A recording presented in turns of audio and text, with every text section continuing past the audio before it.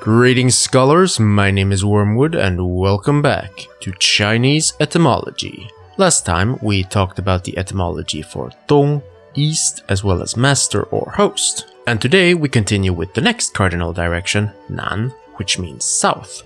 Well, not entirely, because the character for south was also sometimes used as a phonetic loan for Nan, man or male, which shows us that these two characters have been homophones for over 2000 years.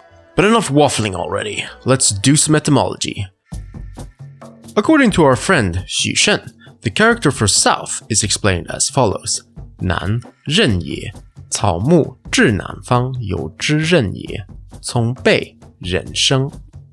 The south, to carry, to endure, or to be in charge of. Plants grow facing the south, and the south is in charge of their growth. From 北, which means flourishing plants, and 人, phonetic. One thing I neglected to mention in my video on East, or rather it devolved into a rant that made the video twice as long, was the prevalence of sound symbolism in ancient Chinese linguistic theory. To keep it brief, in the Han Dynasty, it was commonly believed that words were three-dimensional entities comprised of appearance, the Hanzi itself, sound, reading or pronunciation, and finally, meaning. Thus, the pronunciation of a word was intimately linked with its meaning. So in the case of Dong, east, Xuan explains it with the character Dong, to move or to stir. And according to ancient Chinese logic, because the words sound the same, their meaning must be related. So the explanation becomes that Dong means east because the sun moves from or stirs in the east. In the same way, because in Old Chinese, Nan and Ren were pronounced very similar, their meanings also had to be related. Thus, the explanation becomes that Nan means south because it's in charge of plant growth. I'll be the first to admit that these lines of logic can be confusing at best or downright examples of insane troll logic at worst, and about half the time the connections seem to be entirely arbitrary anyways. At least, in the case of Nan, there might be something to it. According to linguist Axel Schussler, the character Nan is related to Ren, which means to be pregnant, the homophone Ren, to carry a burden in the front, and Nan, which means the meat on an ox's belly. Wait, what? Actual etymology in my character etymology videos? That's impossible! Jokes aside, if Schussler is correct here, this would mean that the word south ultimately derives from the sense of belly or front of the body, which actually lines up pretty well with how the Chinese saw the human microcosm in relation to the rest of the world. The back against the north, which we'll see again in the video on the character north, and your front facing the south. Now, that's all well and good, but the character south doesn't really look like a belly or a human seen from the front, unless it's an ancient Chinese wide Putin meme.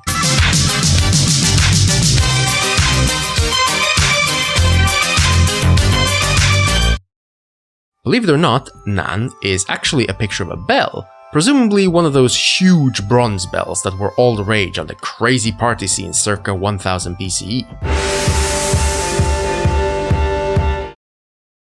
The top element is a rope, or a number of ropes that keep the bell suspended, and the rest is the body of the bell itself. So where did Xuan get his explanation from then?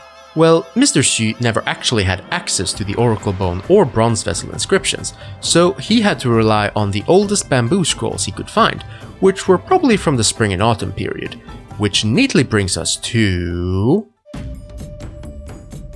Nan only has one major alternate character, which, as it so happens, also appears in Xuan. In the Xuan, one so-called ancient character, Gu Qin, appears under the entry for Nan, which looks like this, and this is the character Nan as it appears on true bamboo slips. Notice any similarities? I think it's safe to assume that while doing his research, Xuan ran into these versions of Nan and, assuming they were closer to the original shape of the character, made the mistaken conclusion that Nan was not a pictogram and instead a logophonetic character comprised of Bei plus Ren, resulting in the somewhat convoluted explanation that we see in Xuan today.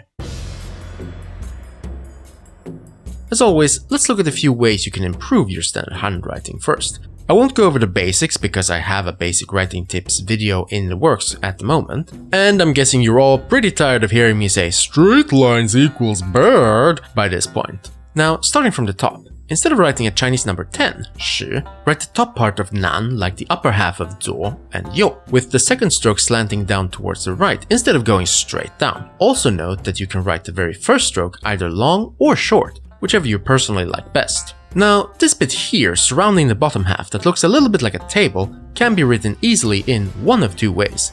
The first one is to write a number 17. Don't worry if the 1 and 7 aren't connected. However, to avoid the character looking like a bunch of twigs haphazardly strewn about, try to connect the top half with either the 1 or the 7.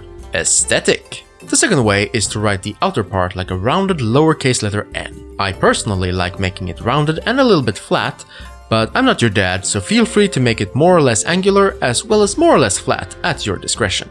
The inside part, which looks like the character for sheep or goat minus 1 stroke, can be easily written as 2 dots, followed by a lowercase letter z with a curled tail. Now for the cursive version. My favorite type of cursive character is the kind you can write in a single flourish, so let's see if we can't do that with the character south. First off, strokes 1 to 4 can easily be written in one go, like so. People familiar with Japanese can think of this as a hiragana letter chi. Now remember the Z with a curled tail from the standard version? Well, you can simply continue with this curve here, go back up and finish with the same curly tail letter Z, and voila! Instant character south. And that's a wrap. Thank you all so much for watching. Stay tuned for more Chinese etymology content, and if you want to support my work, please consider joining the Chinese Merchant Guild by subscribing to my Patreon. You're all truly wonderful. Until next time, scholars.